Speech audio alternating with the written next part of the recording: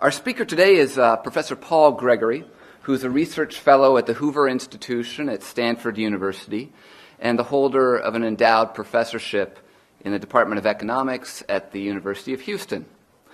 Professor Gregory, who earned a doctorate in economics from Harvard, is one of this country's most prolific and esteemed scholars of Soviet history.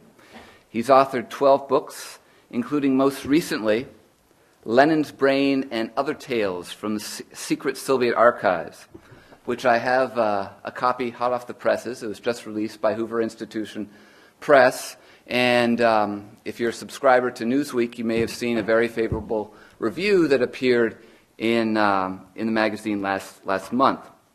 Prior to this book, he wrote The Political Economy of Stalinism, which was the 2004 winner of the Ed Hewitt Prize, awarded to the best manuscript on the political economy of the centrally planned economies or their transitional successors.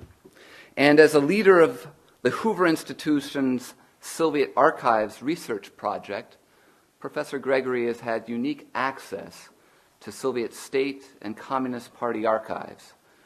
The project, which was begun 8 years ago, in its first phase, addressed the workings of the Stalinist economic system and its political economy.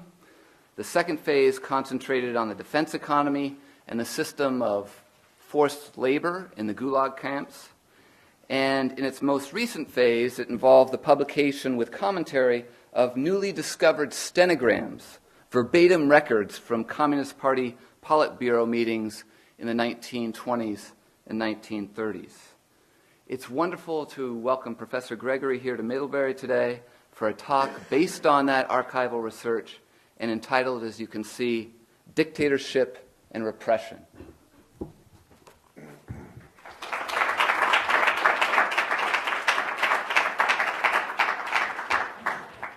Thank you. Well, I'm pleased to learn that I'm an important person. I don't quite know how to handle this talk because what I would like to do is just give you a survey of the work that we're doing, and I can't cover all this material within the time frame that we have, so I'll talk and then I'll stop at, when did we decide I would stop? About quarter after? A quarter after. So you at least know when I'm going to end, and then we'll have about 15 minutes of discussion. As Will said, I've been heading a group that has been working in the Soviet state and party archives in Moscow and at the Hoover Institution. I think it's now about a decade. I hope this work will continue another decade or so, and I hope that maybe someone from this audience will become interested in this subject and will start studying the archives because I suspect that they will never be utilized as they should. By my count, there are about 5 million very interesting pages. I've probably seen maybe like 1% of them. So it's a very challenging project, and this is something that if you know the language and have an interest in the history and culture, it's something good to get involved in. As Will said, what I'm looking at now is what I call Dictatorship and Repression. And to begin this, I would like to present a table, and this is the only table that I've been able to find. And this is compiled by a German author, I forget his name at this point, but he has tried to compile the number of victims of, and these are deaths, by type of government in the 20th century. I think going through like 1994. And he's classified them by type of government. This largely excludes wartime losses. So if you look at democratic governments, about 2 million in the 20th century, own citizens, relatively small portion, authoritarian, around 29 million, most of the victims own citizens. He has a category Marxist-Leninist regimes, 110,000, 101 or 102 of which are your own citizens. So this is a striking empirical fact that democracies tend to kill other people, but they don't kill their own. So a very unusual feature, and it seems to be most prevalent in Marxist-Leninist regimes, is the tendency to kill your own people. So on the basis of this table, I started thinking about this. Is there some theoretical explanation, or why is this stylized fact true? I might, without going into the numbers, because we could talk about the numbers forever, say that the big contributors to the Marxist-Leninist numbers are Stalin and Mao. And victims of famine who are not assisted by government are included in these numbers. So the big Chinese numbers will come in through that. There'll be 6 or 7 million victims of the Ukrainian famine will come into that as well. So the numbers could be controversial, but if you divide them by 10, you're still going to get a striking result. So why is it that Marxist-Leninist regimes tend to kill their own people? There's some fairly easy explanations for this. One is that if you have a democratic society, the leadership will have fewer enemies, whereas almost by definition, if you have a dictatorial regime, a large percentage of citizens will not agree with your policies or with your person. Just to give you an example, the Bolsheviks participated in the election to the Constituent Assembly in 1918, and this was at the peak of their popularity. And I believe they got 20%. So the best the Bolsheviks could hope for would be 20%. So a democracy was not an option for them. So by definition, a dictatorship is going to have a large number of citizens who don't agree with its policies. The question remaining for the dictator is what to do about these enemies, how to classify these enemies, what enemies are dangerous, what enemies are not particularly dangerous. The dictator that I've spent the most time studying is Stalin, and there you find a very interesting evolution in his attitude towards enemies.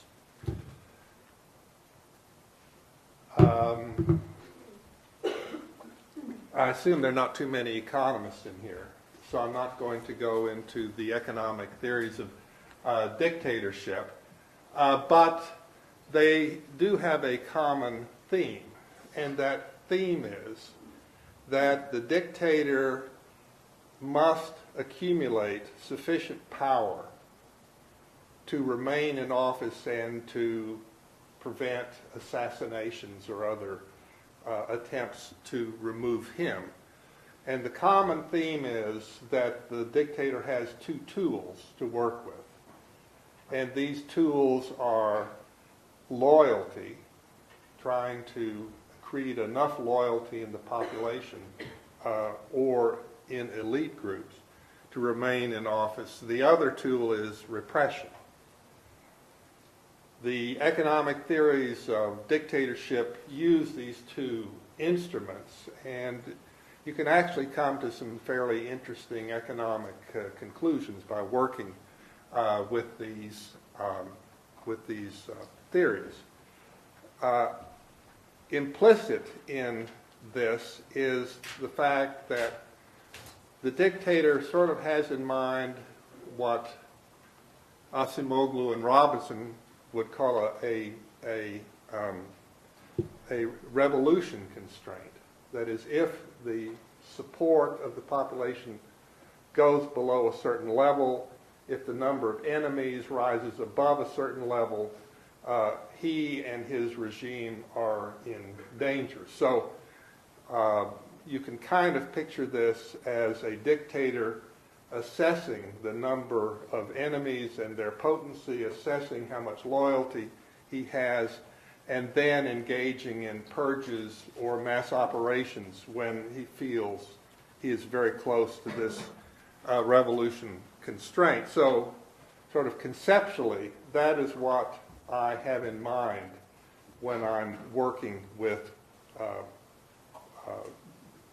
data, and I'm primarily working with data on the number of victims, how they were processed, the various mass operations, and so forth. But the foundation of this is this model. The fact that economists work with models is troubling to a number of disciplines. It's troubling often to historians. We are not claiming that the model explains everything. We concede the fact that it was extremely important that there was someone named Stalin who was born in Georgia and had rather peculiar personal characteristics. So we do concede that history is extremely important, that history would have been different without a Stalin being born. But through these models, you can see general tendencies which explain why certain things happened. And these are often classified as rational choice models, which often drives other disciplines crazy to claim that someone like Stalin was rational. But the claim must be understood for what it is. The claim of rationality is that a dictator like Stalin, that his actions can be explained as furthering his objectives. Even if the objectives are abhorrent, which I think we would all agree they were abhorrent, if his actions pursue his objectives, he's being rational. So there's no value judgment being made about the goals. But I don't want to spend a lot of time on theoretical issues. I'd like to talk about two what we call stylized facts. I am just about to publish a book with Yale Press. It's in press right now. It's called Terror by Quota, the State Security under Lenin and Stalin. This book has around 15 stylized facts, but I'm only going to pick out two stylized facts to talk about today. And this is one stylized fact. And these are gulag sentences and executions by extrajudicial tribunals. It's important to underline extrajudicial tribunals. These are sentences not passed by regular courts. So these are sentences primarily by troikas of the OGPU or NKVD.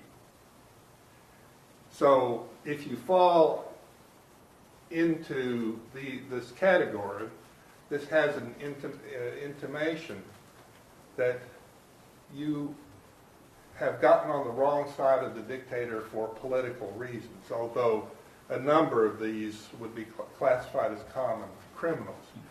The interesting thing about this table for an economist is the cyclicality of extrajudicial tribunals. Here you have collectivization and dekulakization. Here you have the Great Terror. And then here you have the sort of the worst point of World War II. And then you have an enormous amount of repression going on in the aftermath of World War II. So this cyclicality of repression has caught the attention of a number of economists. Also, the magnitude has caught the attention because if you just take averages, the averages are astonishing. I unfortunately can't cite them here, but the average number of executions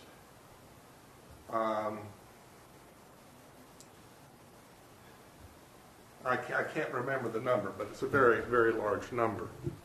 So that's one stylized fact. Another stylized fact that I may talk a little bit about is you have this sort of ebb and flow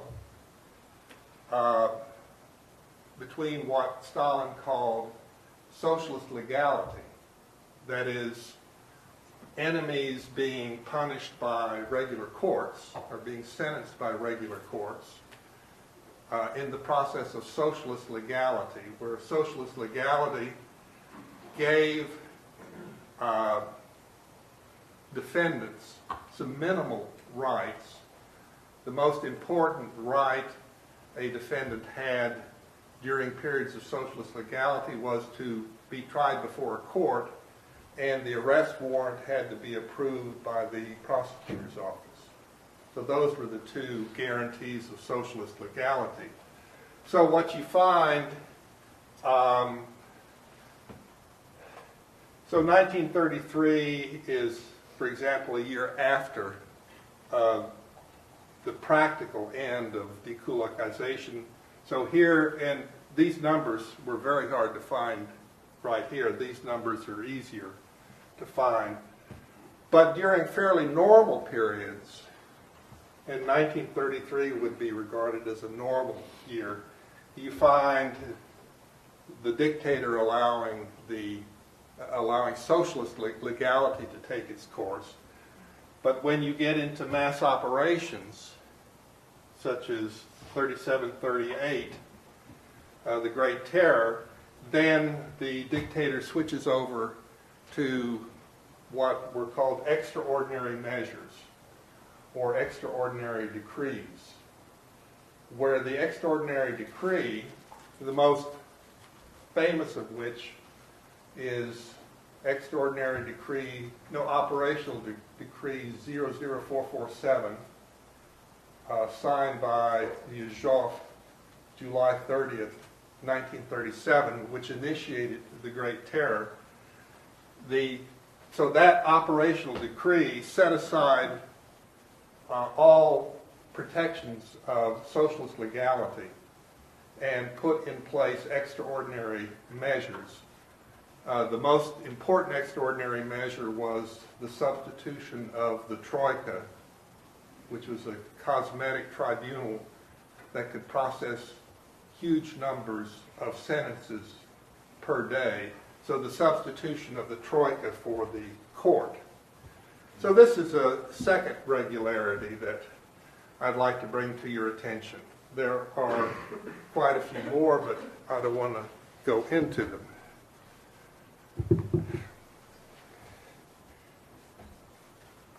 When economists began to study the Soviet economy, the first actor they studied was the Soviet manager. And the classic studies in Soviet economics were done in the 1950s based on interviews with POWs in Germany, the famous book by Joseph Berliner entitled Factory and Manager in the USSR. The findings of Berliner concerning Soviet managers stand to this day. After his book, there was relatively little to learn about Soviet managers. I began to think about this, and I said, well, if Berliner's book had such an impact, we should look at another type of manager, and this is what I would call the terror manager. The terror managers would be the regional heads of OGPU or NKVD offices. So these are the equivalent to the enterprise managers, only their task is not to produce steel and machinery. Their task is to produce repression, where their measure of output is convictions to the gulag or executions. So the terror managers had a very distinctive metric whereby the dictator judged their work, and that metric was how many convictions you could produce. So an investigation wasn't terribly important. What was important was the actual conviction. So this is how they kept score. So I began to think about these terror managers in the OGPU or NKVD. And whenever you think of a hierarchy in economics, you begin to worry about something called principal agent problems. That is, are the agents, in this case the terror managers, going to faithfully fulfill the directives of the dictator? If you think of the hierarchy of, let's say, the NKVD, which Stalin personally created in July of 1934. Prior to that, Stalin had basically inherited the political police structure. But in 1934, he actually wrote down sort of the ideal structure of the political police, and this was put into effect with the creation of the NKVD USSR in July of 1934. But if you think about this principal agent problem, it would be extremely important for the dictator to create a structure whereby he doesn't have to worry about the loyalty of his terror managers. Let me note that if we talk about, say, 1937, we're talking around about 65 regions. So the NKVD was divided into 65 regions.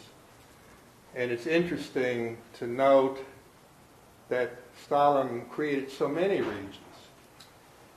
And there was no really vertical structure to it. One option would have been to have the NKVD Central Office, and then you could have Ukraine, Central Asia, and then you could have divisions below that. But in effect, the line went directly from Stalin and Yezhov, who was the commissar of the NKVD during the Great Terror, in what economists now call a short agency chain. If you look at the economy was characterized by a long agency chain. That is, the number of levels between Stalin and a steel plant manager would have been 6 or 7, whereas the number of levels between Stalin and the regional NKVD manager of a, say, large city would have been perhaps 1, but it may have also been directly from Stalin to that regional manager. So, in a roundabout way, I'm starting to talk about something called the Praetorian Guard problem.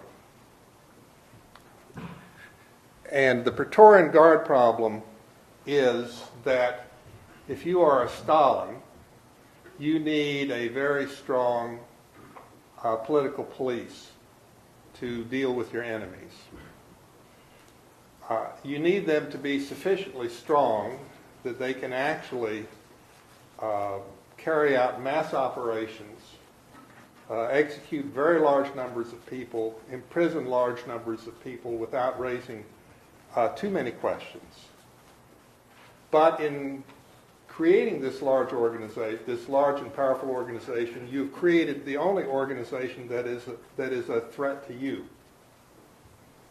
And this is called the Praetorian Guard problem. How do you create an organization that's extremely powerful and ensure it's not going to turn on you? One way to do so is by having this very short agency chain. And I think, let's see if I have here. We have data on meetings in Stalin's private office from 1931 to 1939. And this is just a tally of how many meetings he had with his key state deputies who really managed the economy in the state. This would be Molotov and Kaganovich, which is the black line, and versus how many meetings he had with his heads of the political police, namely Yagoda, Yuzhov, and Beria. And this is a rough representation of the distribution of the dictator's time. And I don't know if we have any data like this for any other dictator. So I find this fascinating data. And this shows you the shortness of the agency chain because, for example, in 1937, he met almost 200 times with Yuzhov, which would have been about the equivalent the year before on state and economic matters. So all I'm pointing out here is one device for dealing with this Praetorian Guard problem is to have very short agency chains. Another device, and this is something that comes out very clearly, is you want to be able to blackmail your terror managers. There's a vast amount of literature in the archives about the deliberate choice of flawed and compromised people to head OGPU positions and NKVD positions. For example,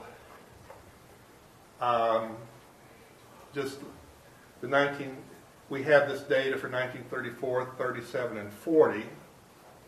106 people, 113 high officials, 172 high officials.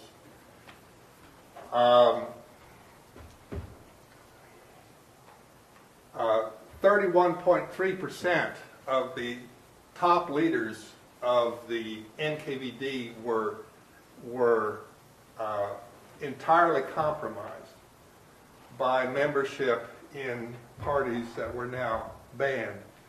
Being in one of these parties was the death sentence in 37, as you can see, because by the time Beria came on board, they had all been killed.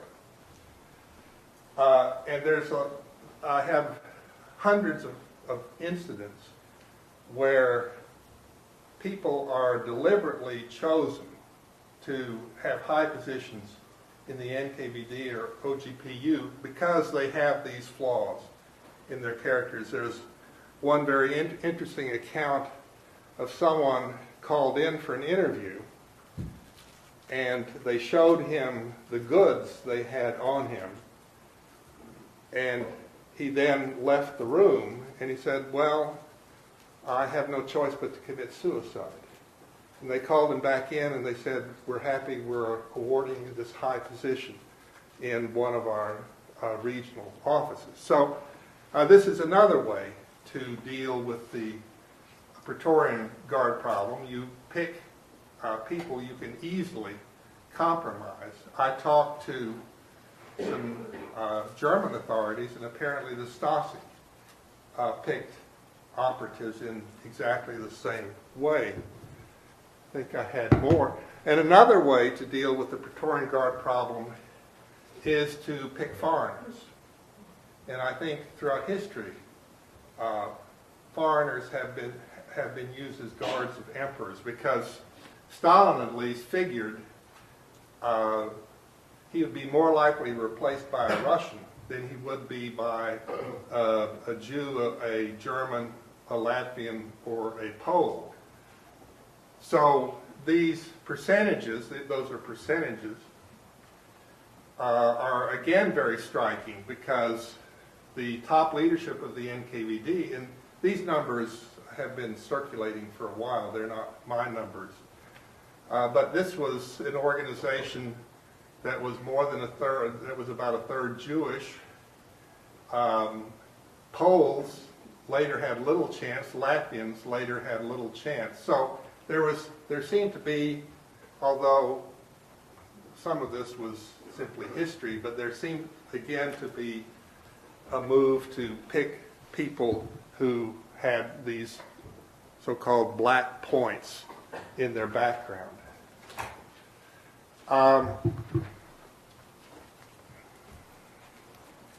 Let me skip this, because I do have some numbers I want to show you here.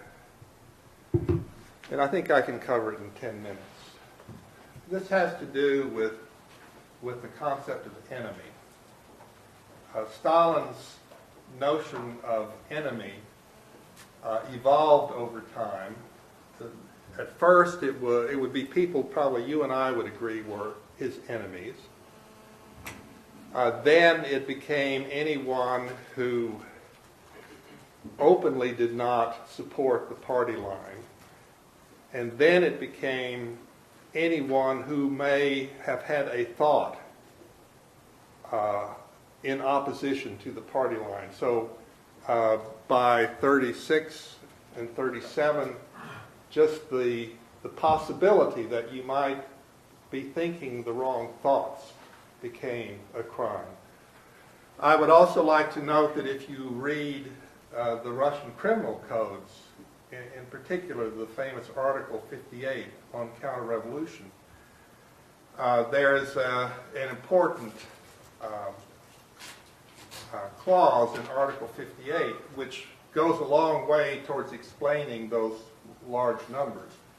And I have the clause almost memorized. It says something to the effect that anyone who deliberately threatens the economic achievements of the Soviet Union is a counter-revolutionary. It goes on to say anyone who deliberately fails to carry out their duties is a counter-revolutionary. So if you think about those two things, it means any train wreck conceivably or likely was caused by a deliberate effort to diminish the economic achievements of the Soviet Union. Any manager who did not fulfill a plan was deliberately not fulfilling duties. So this opened up the definition of enemies considerably. I'd like to spend the last 7 minutes talking about the two mass operations. One is dekulakization, which began in 1930, accompanied collectivization. And I don't want to say too much about that, because that was fairly open and shut. Stalin wished to get rid of his enemies in the countryside. The statistical administration had very detailed numbers on the number of kulak households. So there really wasn't much debate. Once Stalin won the battle, we need to get rid of the kulaks. They were fairly easy to identify, although the definition broadened so that anyone who opposed Soviet power was defined as a kulak. The penalties during dekulakization were much milder, of course, than during mass operations because most victims were deported. Other victims were put in the gulag for relatively short terms, like 5 or 6 or 7 years. There were relatively few executions during dekulakization. And one factor that I would like to bring your attention to is that in this case the enemies were fairly easy to identify. If we move to 1937, to the beginning of 37 and then to the middle of 1937, at that point Stalin became convinced that he was surrounded by enemies.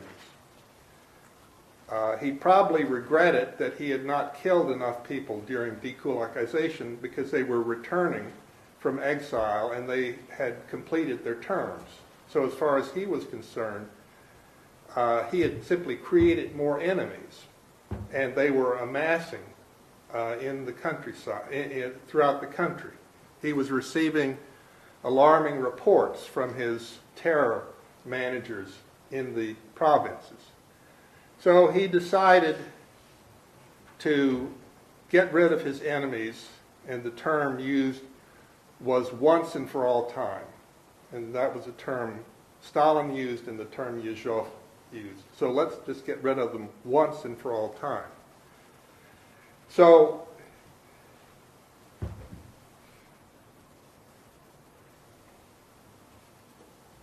Stalin was convinced he had huge numbers of enemies. They were very poorly defined. His initial order to deal with the enemies gave virtually no definition at all. His July 3 telegram of 1937 told the regional NKVD officers to give him numbers of enemies to be imprisoned or executed. And the only definition he gave was returning kulaks and criminals. So he felt he had all these enemies. They were very poorly defined. And the question then was, well, how do you elicit information on how many enemies there are in each of these regions? This problem led to a very bizarre system. And this system was that Stalin issued orders to each of the 65 regions to give me numbers of how many enemies there are in your region, divide them into two categories, one for imprisonment, the other for execution. And then he gives them this very vague definition. So here you are, a terror manager, and you're supposed to report to Stalin within like 5 days how many enemies there are in your region. And you can't be vague, you actually have to give lists.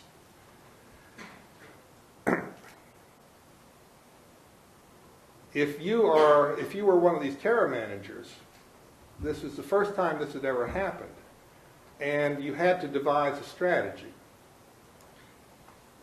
This problem is very interesting for economists because this is what we call a prisoner's dilemma.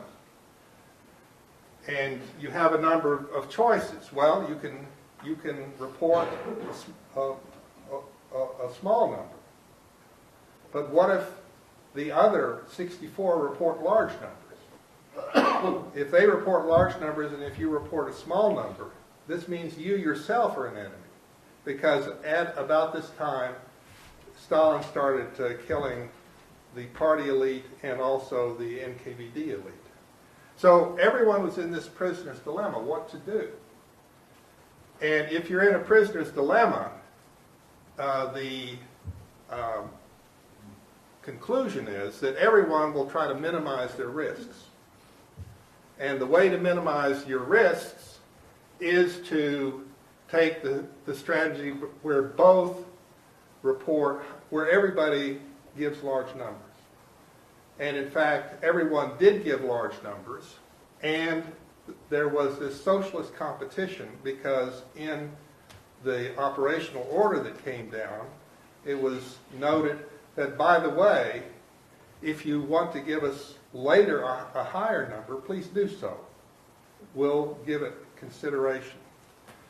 The final numbers I'm going to give you are, I think this is the first time these numbers have ever been compiled. And let me just take some time to explain these numbers. Because what I've tried to do is look at the regions and see to what extent they could save themselves by killing a lot of people. And I don't want to explain all these numbers, they're per capita numbers, but the bigger the number, the better the job they've done. And so if you look at this column A, so these are regions where they had survived. Only like 25% survived. 75% were purged. So in the regions where you had a survivor, their repression rate was 0.0031. In the other regions where there were no survivors, the repression rate was higher. If you examine these numbers carefully, you can't find any pattern. That is, if you killed a lot of people, your chances of yourself being killed were no better than if you killed relatively few people. And the numbers are confusing, so you'll simply have to take my word for it. What seemed to count was not how many people you repressed, but other things, like who appointed you. Let's see if I have another table. No, I don't. What really seemed to count were characteristics you had prior to the beginning of mass operations, and there's no way you could change your characteristics. So if you were appointed by Yagada, your fate was more or less sealed. If you were Polish, your fate was sealed. So the only things that you can find that systematically affected survival chances were characteristics that you couldn't get rid of. I had promised I'll stop at 5:15. I think we have an opportunity to discuss some things, including things I've not even talked about, if you have any interest. So why don't we move to discussion? Are there any questions? Professor Gregory. I'll let you just call on people. I don't understand. If Stalin felt safer with the foreigners and the people who were in other parties inside his and gave new leadership, why did he end up killing them?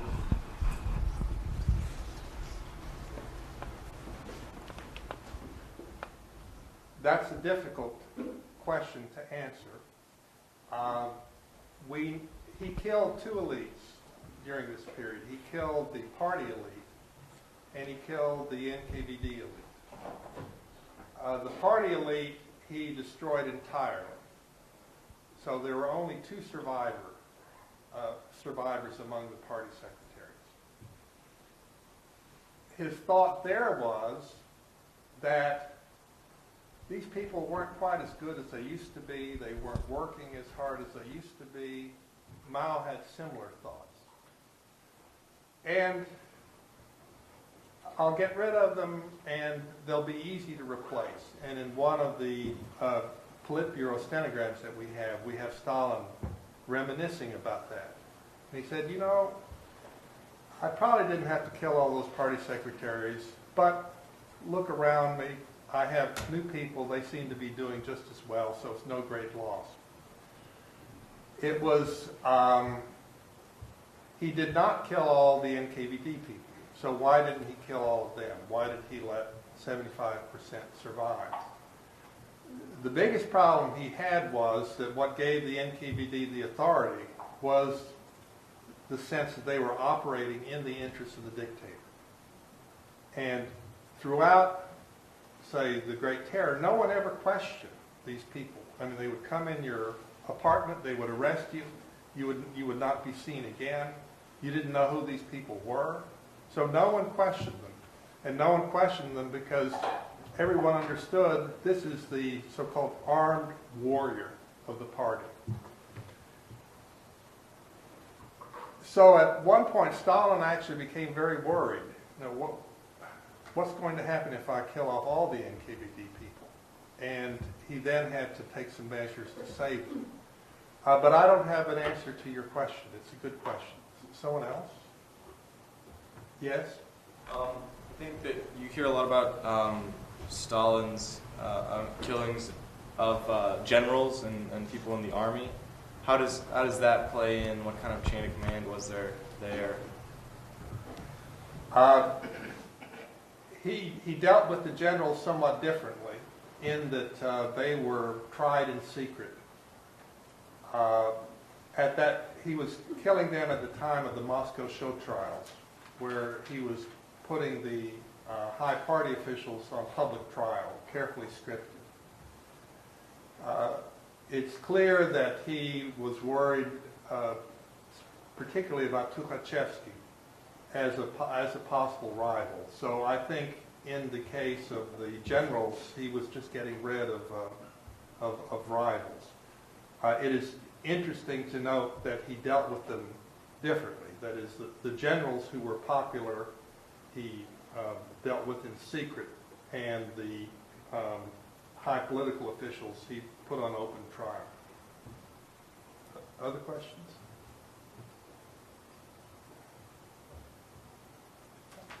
Yes, please. You gave us some ethnic breakdown of NKVD leadership officials, I think. Yeah. In reading memoirs, I came across an argument which I think may have been prevalent amongst emigre circles or survivor circles, that a large number of NKVD officials were the Bezprizorniki, the orphans who had been educated in Dzerzhinsky's.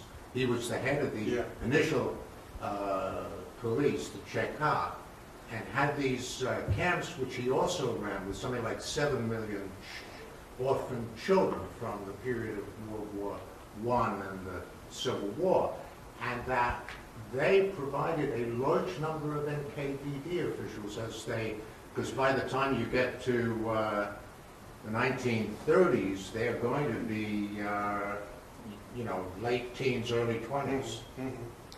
That's an interesting proposition. I've never seen statistics. I gathered these statistics by reading the biographies, and it's time-consuming to read the biographies and whether they grew up in the biographies that they had to file as part of their political and they did not mention whether they were orphans and had been brought up in the Cheka.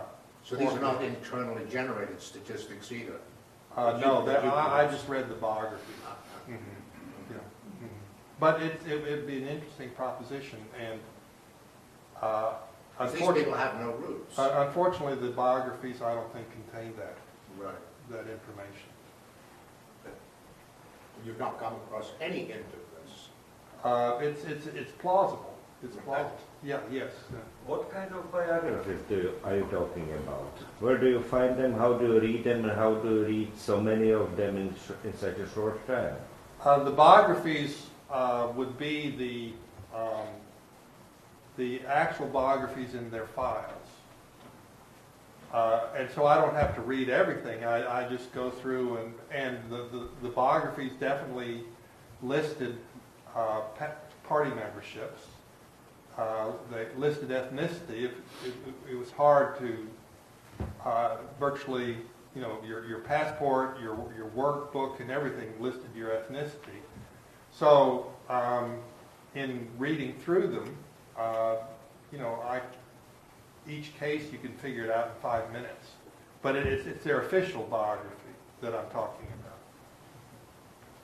I think yes. I find research fascinating.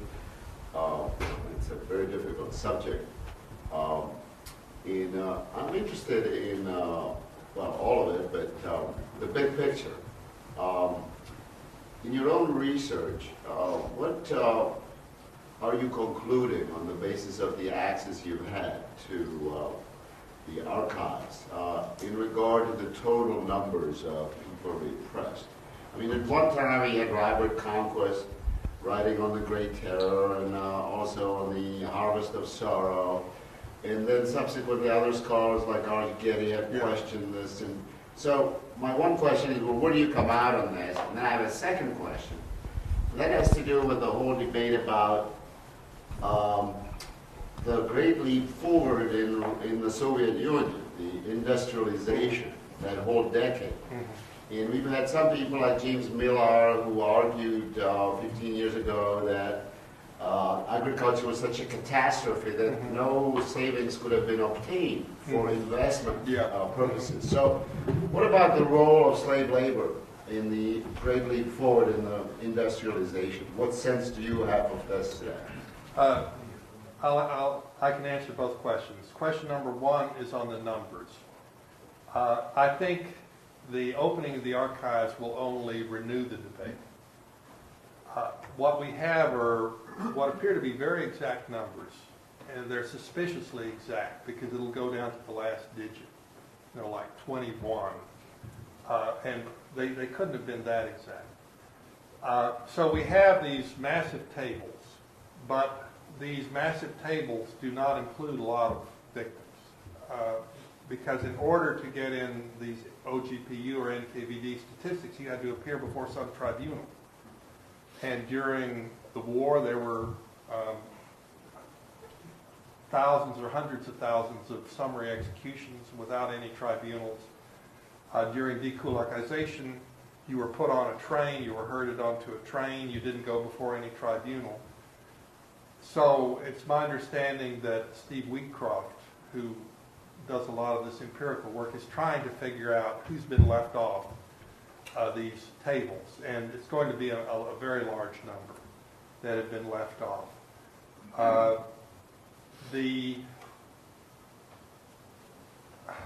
Your second question actually relates to the first question, because Wheatcroft and Davies have recently published a book on agriculture during this period, the famine years. And I think they've done the most authoritative work, where the question is the number of famine victims.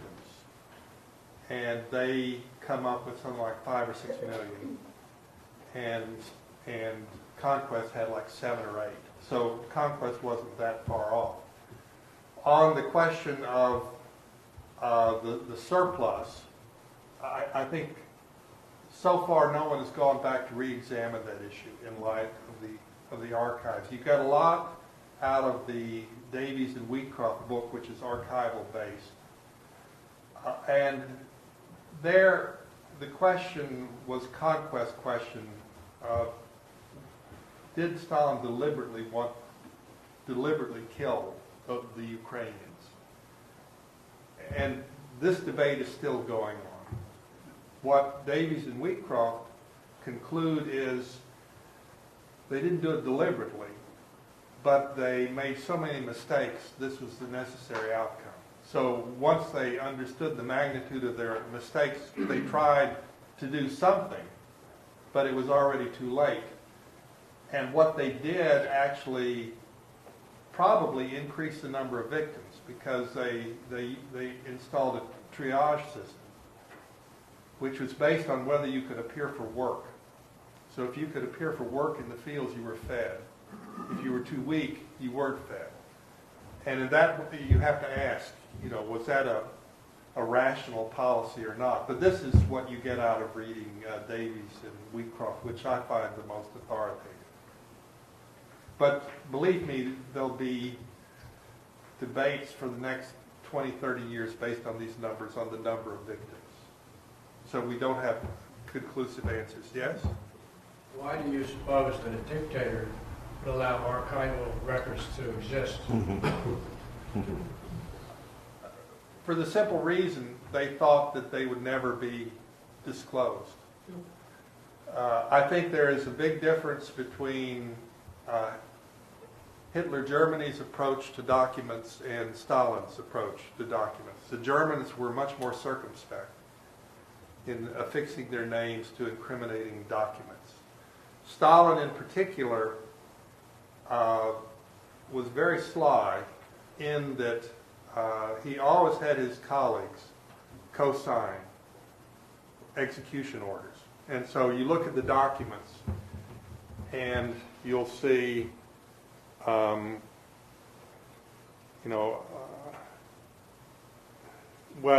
the Katyn document or just about any document, you'll see, we hereby authorize the execution of these people. And then you'll see Stalin will say, yes, za, and it'll be za and then st. And then there'll be the list of everybody else who's had to sign. This created huge problems for Khrushchev and others because when they disclosed Stalin's crimes, they knew that their names were on all these documents as well. So I'm quite confident that they felt the documents would never be released. The Germans, I think, were much less confident about this. But there's absolutely no hesitation to sign execution orders or things like that. Well, Nixon didn't burn his tapes either, so. That's right, yeah. Mm-hmm. Mm-hmm. Yes? Robert Service, in his biography of Stalin, basically argues that the Great Terror of 37, 38, and in some ways Stalin's difficulty on accepting Barbarossa in 41, and it relates to what you've just said about their attitude towards records, that in both cases Stalin was probably motivated as much as anything else by a sense that his policies, collectivization and industrialization to begin with, and then the military preparation for World War II were failures. And this was the only way out, essentially, for him, or he would be hanged, shot in the back of the head. Yeah, that's in Service, and it's Service's interpretation, and there are stories that on the day after the unexpected invasion that Stalin thought the Politburo would arrest him. But I don't think that's well documented. I think that Stalin was clear that he'd made a terrible mistake with respect to the Germans. By 1933, he thought that his collectivization and industrialization were successful. So I think his conclusions would have been quite different on collectivization and industrialization and preparation for war.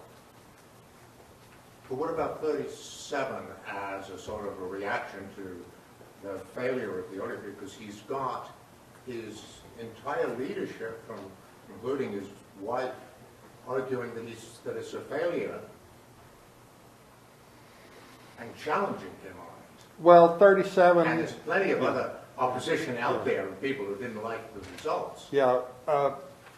One analytical problem one has is whenever there's a unique event, like a Great Depression or a Great Terror, it's typically a very complicated phenomenon. That is, there are probably about 5 or 10 factors that you have to look at.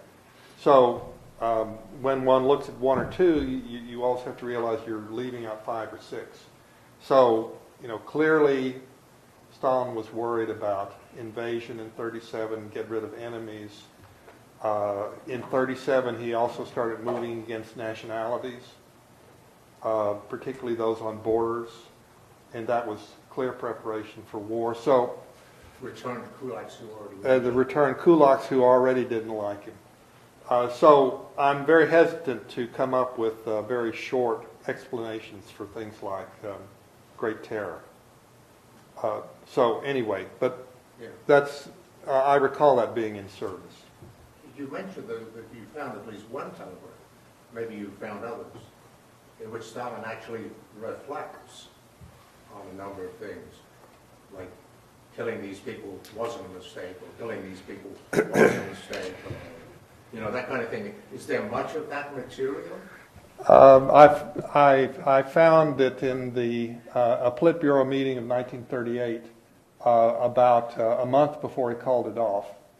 And that is where it's very interesting because he was going to launch his masterpiece, the short course on the history of the Communist Party.